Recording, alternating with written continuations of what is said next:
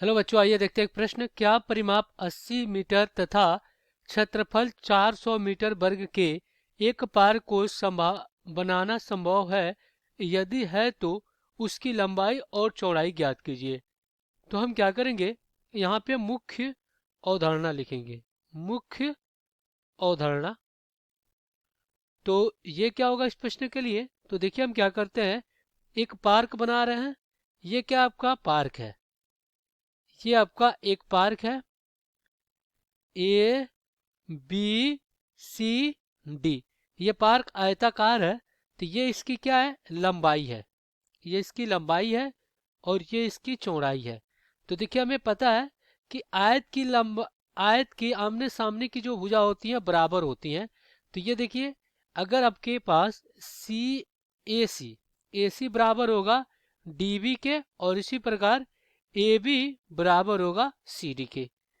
तो यहाँ पे देखिए, ये अगर हम क्या करते हैं, इसके लंबाई को ए मान लेते हैं, इसके लंबाई को ए और चौड़ाई को बी मान लेते हैं, तो ये भी बी हो जाएगा और ये भी ये हो जाएगा। तो यहाँ से हम कह सकते हैं, तो यहाँ पे क्या कर लेंगे, मान लेंगे, माना आयत की लंबाई, आयत की लंबाई लंबाई कितनी है, ए है, तथा चौड़ाई चौड़ाई क्या है, बी। तो आयत का परिमाप क्या हो जाएगा, आयत की परि आयत की परिमाप, ये क्या हो जाएगा, ये हो जाएगा 2 गुणे लंबाई प्लस चौड़ाई, यानी ए प्लस बी। और आयत का क्षेत्रफल, आयत की क्षेत्रफल, ये हो जाएगा लंबाई गुणे चौड़ाई, यानी ए गुणे के बी हो जाएगा। अब हम क्या करेंगे, दिए गए प्रश्नों को हल कर लेंगे। तो यहाँ पे हम क्या कर लेते हैं, मान लेते हैं, माना माना लंबाई माना लंबाई x तथा चौड़ाई चौड़ाई y है। हमने क्या किया, पार्क की लंबाई तथा चौड़ाई एक्स वाई मान लिया। तो यहाँ पे क्या हो जाएगा, देखिए ये आपका पार्क है, ये पार्क है, और इसको हम क्या दें, पी क्यू आर यस, इस प्रकार कर दे रहे हैं। तो यहाँ पे अगर हम इसको क्या माने, एक्स माने हैं, और इसको वाई माने हैं, इसको y माने हैं चौड़ाई को, और लंबाई को x माने हैं इसमें। तो यहाँ पे क्या हो जाएगा, आयत का परिमाप क्या हो जाएगा, आयत की परिमाप बराबर क्या होता है, ये होता है 2 गुणे लंबाई प्लस चौड़ाई, यानी x प्लस वाई। तो आयत की परिमाप कितना दिया गया, 80, बराबर 2 गुणे क्या हो जाएगा, ये हो जाएगा x प्लस वाई।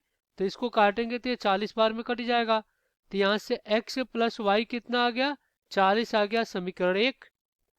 अब हम क्या करेंगे, आयत का क्षेत्रफल, आयत का क्षेत्रफल, ये क्या हो जाएगा, ये हो जाएगा लंबाई गुणे चौड़ाई x गुणे वाई, और ये कितना दिया गया है, 400 दिया गया है, बराबर में क्या हो जाएगा, ये हो जाएगा एक्स वाई। तो अब हम क्या करेंगे, यहाँ से यहाँ से अगर हम क्या करें, x का मान निकालें समीकरण 1 से, तो ये क्या हो जाएगा, 40 माइनस वाई।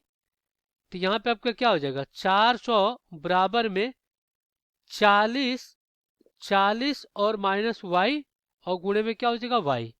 तो y से गुणा कराएंगे तो क्या हो जाएगा, 40y माइनस वाई का वर्ग बराबर में 400। तो अब हम क्या करेंगे, सभी को एक तरफ ले जाएंगे, तो क्या हो जाएगा, y का वर्ग माइनस 400, 40y और प्लस क्या हो जाएगा, ये हो जाएगा 400, बराबर में आपका 0।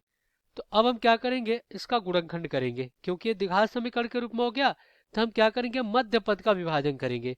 तो मध्य पद का विभाजन इस प्रकार करेंगे, देखिए -40y है, तो इसको इस प्रकार विभाजन करेंगे कि यहाँ पे इनका गुणा कितना आ जाए, इनका गुणा आ जाए 400 वाई का वर्ग, यानी प्रथम पद आखिरी पद के गुणज के बराबर, और इनका योग कितना आ जाए, ये आ जाए 40y माइनस 40y। तो अगर हम क्या करते हैं 20y, और गुणे में क्या करते हैं -20y, तो गुणा करेंगे तो इसके बराबर हो जाएगा, अगर इनका योग करते हैं तो इसके बराबर हो जाएगा। तो यहाँ से y का वर्ग -20y प्लस 400, बराबर में आपका शून्य, तो y बाहर लेंगे तो y माइनस 20, और माइनस 20 बाहर लेंगे तो y माइनस 20, बराबर में क्या हो जाएगा आपका शून्य। तो y माइनस 20 एक कोष्टक में और y माइनस 20 एक कोष्टक में बराबर शून्य। तो यहाँ से y का मान कितना आ गया 20, और फिर यहाँ से भी y का मान कितना आ गया 20 आ गया। तो यहाँ पे y 20 आ गया, तो हम कहेंगे कि जो चौड़ाई है, आयत की चौड़ाई कितनी हो गई, ये 20 है, आयत की चौड़ाई 20 हो जाएगी। तो यहाँ पे लिखेंगे आयत, आयत की चौड़ाई, आयत की चौड़ाई 20 मीटर हो जाएगी। और लंबाई की बात करें, आयत की लंबाई, आयत की लंबाई तो वो क्या हो जाएगी, देखिए अपना समीकरण का था x प्लस वाई बराबर 40, यही था। तो यहाँ पे अगर हम y का मान 20 रख दे तो x प्लस 20 और बराबर में क्या हो जाएगा 40। तो x पावर कितना आ जाएगा, 40 में से 20 गया 20। तो जो आयत की लंबाई होगी वो भी क्या होगी, तो यही आपका उत्तर हो जाएगा। आशा करते हैं बच्चों ये प्रश्न आपको समझ में आया होगा। धन्यवाद।